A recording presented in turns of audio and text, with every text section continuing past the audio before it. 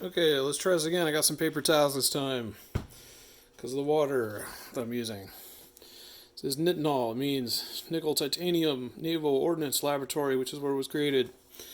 And this is a piece of metal. This is actually a paper clip. It's a shape memory alloy. So if you heat it up above the threshold that it's set for, like this,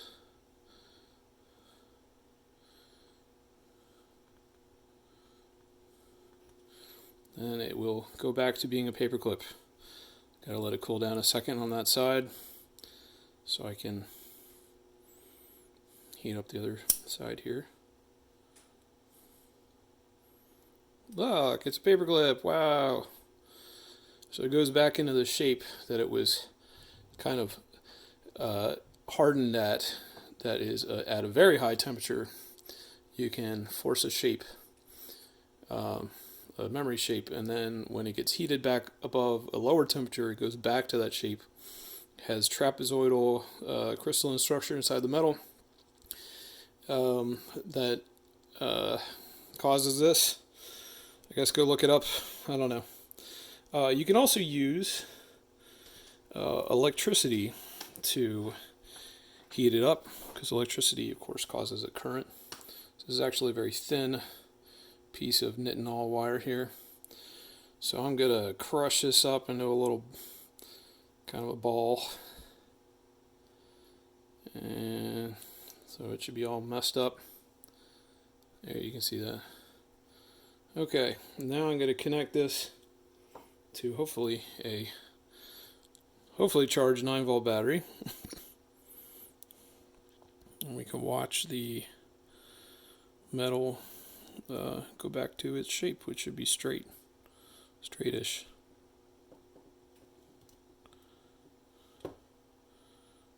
And there it goes. It's back. Okay.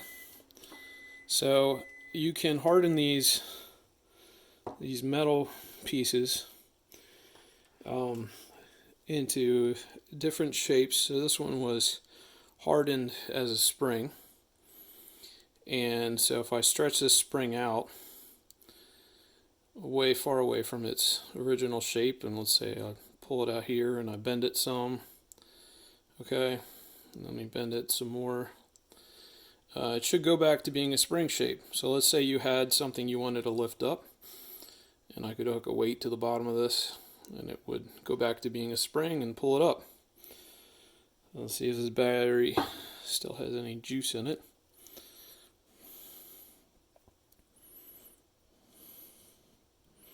Juice, it's the juice.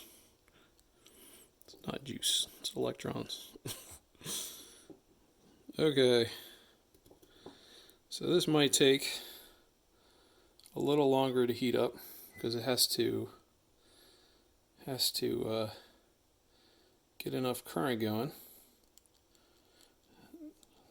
And got it on there. Is it heating up at all yet?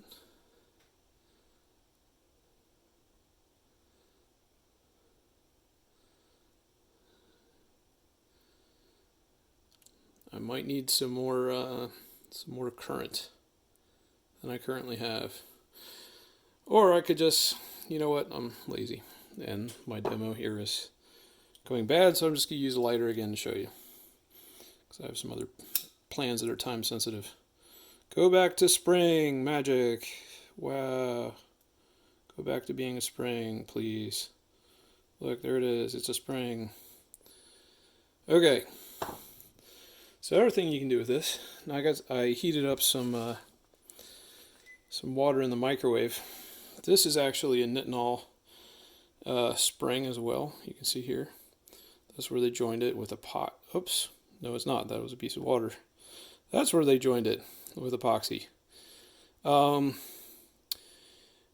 so this is, as it heats up, it actually becomes a more compressed spring. As it cools down, it gets more stretched out. And what we're going to do is we're going to stick it into this demo device that I bought here. Is Dr. Johnson's Clean Heat Engine muscle wires. And this is actually made out of, they have some other, hopefully proprietary, blend of nitinol that they call flexinol, which is supposed to last longer, because this stuff actually wears out though. So they tried to make an engine out of this, and it turns out that over time though, it loses this property. And we're going to put this in here, and has ice bath on one side, and then I'm going to put some more heated water in this. I'll be right back. Got to get my heated cup.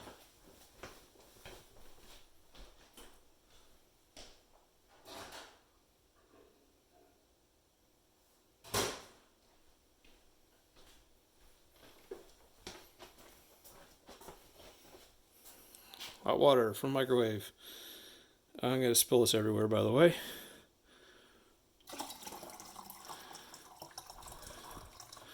There we go. I spilled it everywhere.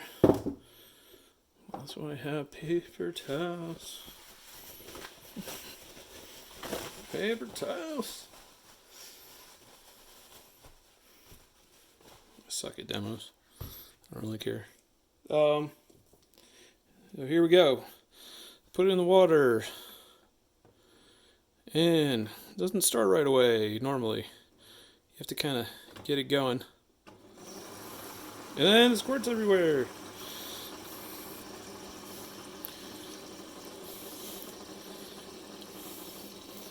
So what it's doing is, on the right side, that spring is contracting, and on the left side it's shrinking back to being a shorter spring. So it's contracting down here. It already has some momentum going in a specific direction. I could probably try to get it to go the other way if I had started it that way first. Just kind of gets the momentum based on what the temperature differences are.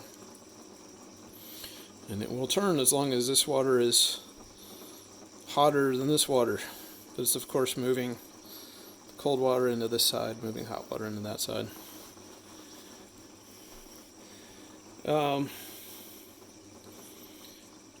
So let's see what else I want to say about this. I don't think this is a good solution. I mean, I don't know. Maybe they're working on better materials. Like these people had this other version of it they called flexinol. Maybe it has some other additive that keeps it lasting longer. But my assumption is that over time this would wear down. So far, if you're looking for a continuous heat engine, take a look at my other infinite Dippy Bird thing that runs on solar power. It's kind of cute. But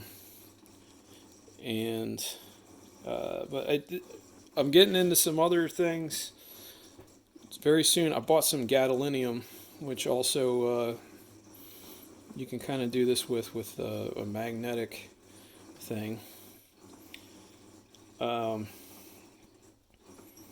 Oh no, it's cool. Oh, actually, yeah. Let me say one more thing. So this is a very old piece of nitinol that I had from high school. Gosh, like 25 years ago, and it still works. One of my friends actually bought this back when it was super expensive, and we were trying to do some kind of remote-controlled plane out of it. But if you buy nitinol online, they normally sell it where the temperature thresholds seem to be not within a range that is usable for normal science experiments or for demonstrations. They'll sell it where the temperature difference has to get up really high to do anything at all. And so I bought some, and I think the reason that they're selling that is because it's used in eyeglasses for making, the wires that normally go between here, because it makes them more elastic. So if you bend them out of place, this material is elastic and it goes back to that shape. So they have it set for a completely different temperature threshold. Anyway, this is still kind of running. It's cute. So yeah, so it looks like this side is, you look at this, it gets more stretchy here, I guess. Let's see if I can start it going the other direction. I think I'd probably have to cool it off and make it all one temperature first.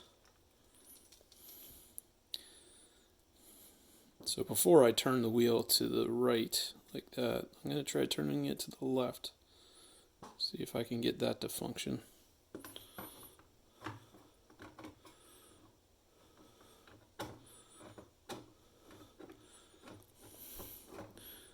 Or did they have this geared in a certain way that it only starts in one direction? Or do I not understand the concept? Yeah, I don't know. It might be the other way because this is, on the back end, it's stretched more. That makes sense. So actually, I think this would only start in one direction because it would have to heat up and become compressed and then stretch out on one. Yeah. Okay, no, this only has to go clockwise, I think, based on this design. It wouldn't start if I did it this way. No, it doesn't start.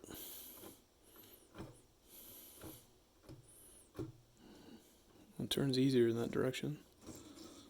Yeah, there it goes. Okay, so I'm wrong about that. Anyway, I guess that's all I wanted to say. Alright, next up is I do a gadolinium demo. Alright, have fun guys, bye.